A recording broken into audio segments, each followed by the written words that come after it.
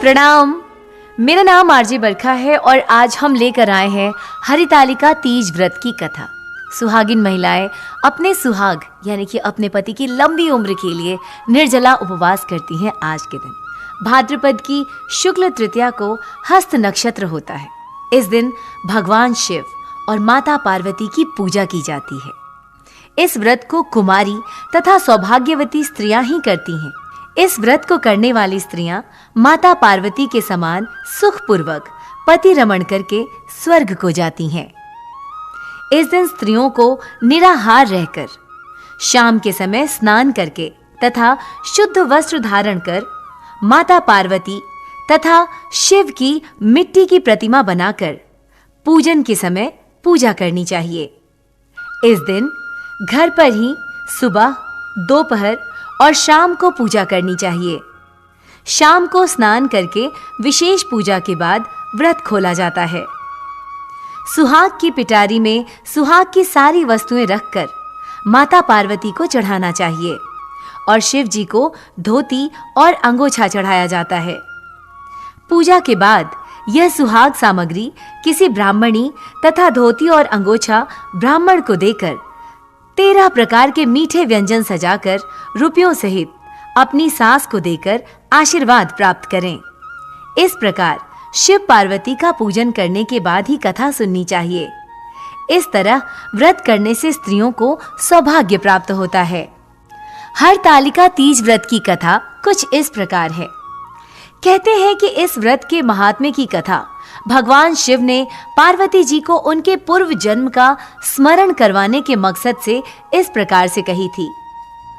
शिव जी माता पार्वती जी से कहते हैं, हे गौरी, पर्वतराज हिमालय पर गंगा के तट पर तुमने अपनी बाल्यावस्था में अधोमुखी होकर घोर तप किया था। इस अवधि में तुमने अन्न ना खाकर केवल हवा का ही सेवन किया था। इतनी अवधि तुमने सूखे पत्ते चबाकर काटी थी। माघ की शीतलता में तुमने निरंतर जल में प्रवेश कर तप किया था। वैशाख की जला देने वाली गर्मी की पंचाग्नि में शरीर को तपाया। श्रावण की मूसलाधार वर्षा में खुले आसमान के नीचे बिना अन्न जल ग्रहण किए व्यतीत किया। तुम्हारी इस कष्टदायक तपस्या को देखकर तुम्हारे पिता बहुत दुखी और नाराज होते थे। तब एक दिन तुम्हारी तपस्या और पिता की नाराजगी को देखकर नारद जी तुम्हारे घर पधारे। तुम्हारे पिता द्वारा आने का कारण पूछने पर नारद जी बोले, हे गिरिराज, मैं भगवान विष्णु के भेजने पर यहाँ आया हूँ।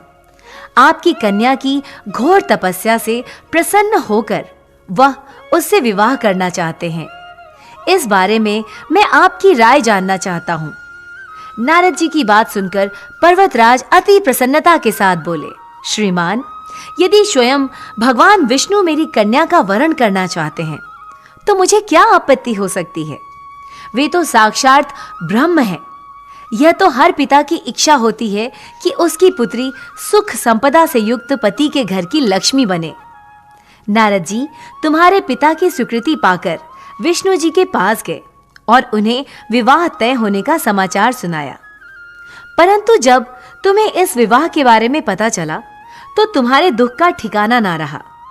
तुम्हें इस प्रकार से दुखी देखकर तुम्हारी एक सहेली ने तुम्हारे दुख का कारण पूछा और तुमने बताया कि मैंने सच्चे मन से भगवान शिव को वरण किया है, किंतु मेरे पिता ने मेरा विवाह विष्णु जी के साथ तय कर दिया है। मैं विचित्र धर्म संकट में हूं। अब मेरे पास प्राण त्याग देने के अलावा कोई और उपाय नहीं बचा है। तुम्हारी सखी बहुत ही समझदार थी। उसने कहा, प्राण छोड़ने का यहाँ कारण ही क्या है? संकट के समय धैर्य से काम लेना चाहिए। भारतीय नारी के जीवन की सार्थकता इसी में है कि जिसे मन से पति के रूप में वह एक बार वरण कर ले, जीवन पर्यंत उसी से निर्वाह करे। सच्ची आस्था और एक निष्ठा के समक्ष तो भगवान भी असहाय हैं। मैं तुम्हें घनघोर वन में ले चलती हूँ, जो साधना थल भी है, और यहाँ तुम्हारे पिता तुम्हें खोज भी नहीं पाएंगे। मुझे पूर्ण विश्वास है कि ईश्वर अवश्य ही तुम्हारी सहायता करेंगे। और तुमने ऐसा ही किया। तुम्हारे पिता तुम्हें घर में ना पाकर बड़े चिंतित और दुखी हुए। वह सोचने लगे कि मैंने तो भगवान विष्णु जी से अपनी पुत्री का विवाह तय कर दिया है। यदि भगवान विष्णु बारात लेकर आ गए और कन्या घर पर नहीं मिली तो बहुत अपमान होगा। ऐसा विचार कर पर्वतराज ने चारों ओर तुम्हारी खोज शुरू करवा दी। इधर तुम्हारी खोज होती रही, उधर तुम अपनी सहेली के साथ नदी के तट पर एक गुफा में मेरी आराधना में लीन रहने लगी। भाद्रपद तृतीय शुक्ल को हस्त नक्षत्र था। उस दिन तुमने रेत के शिवलिंग का निर्माण किया, रात भर मेरी स्तुति में गीत गाकर जागरण किया। तुम्हारे इस कठोर तपस्या के प्रभाव से मेरा आसन हिल उठा और मैं शीघ्र ही तुम्हारे पास पहुंचा और तुमसे वर मांगने को कहा। तब अपनी तपस्या के फलीभूत मुझे अपने समक्ष पाकर तुमने कहा, मैं आपको सच्चे मन से पति के रूप में वरण कर चुकी हूं। यदि आप सचमुच मेरी तपस्या से प्रसन्न होकर यहां पधारे हैं तो मुझे अपनी अर्धांगिनी के रूप में स्वीकार कर लीजिए। तब तथास्तु कहकर मैं कैलाश पर्वत पर लौट गया और प्रातः होते ही तुमने पूजा की सामग्री समस्त नदी में प्रवाहित करके अपनी सखी सहित व्रत का वरण किया। उसी समय गिरिराज अपने बंधु बांधवों के साथ तुम्हें खोजते हुए वहां पहुंचे। तुम्हारी दशा देखकर अत्यंत दुखी हुए और तुम्हारी इस कठोर तपस्या का कारण पूछा। तब तुमने कहा, पिताजी, मैंने अपने जीवन का अधिकांश वक्त कठोर तपस्या में बिताया है। मेरी इस तपस्या का केवल उद्देश्य महादेव जी को पति के रूप में प्राप्त करना था। आज मैं अपनी तपस्या की कसौटी पर खरी उतर चुकी हूँ। चूंकि आप मेरा विवाह विष्णु जी से करने का निश्चय कर चुके थे, इसीलिए मैं अपने आराध्य की तलाश में घर से चली गई। अब मैं आपके साथ आपके घर इसी शर्त पर चलूंगी कि आप मेरा विवाह महादेव जी के साथ ही करेंगे। पर्वतराज ने तुम्हारी इच्छा स्वीकार कर ली और तुम्हें घर वापस ले लिया। कुछ समय बाद उन्होंने पूरे विधि विधान के साथ हमारा विवाह किया।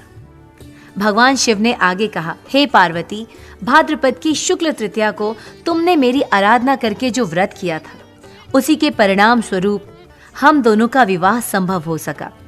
इस व्रत का महत्व यह है कि मैं इस व्रत को पूर्व निष्ठा से करने वाली प्रत्येक स्त्री को मनवांछित फल देता हूँ। इस व्रत को हरतालिका इसलिए कहा जाता है क्योंकि पार्वती जी की सखी उन्हें पिता और प्रदेश से हर कर जंगल लेकर चली गई थी।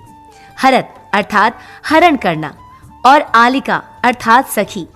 भगवान शिव ने पार्वती जी से कहा, इस व्रत को जो भी स्त्री श्रद्धा पूर्ण करेगी, जो भी स्त्री सच्चे मन से करेगी, उसे तुम्हारी तरह अचल सुहाग की प्राप्ति होगी।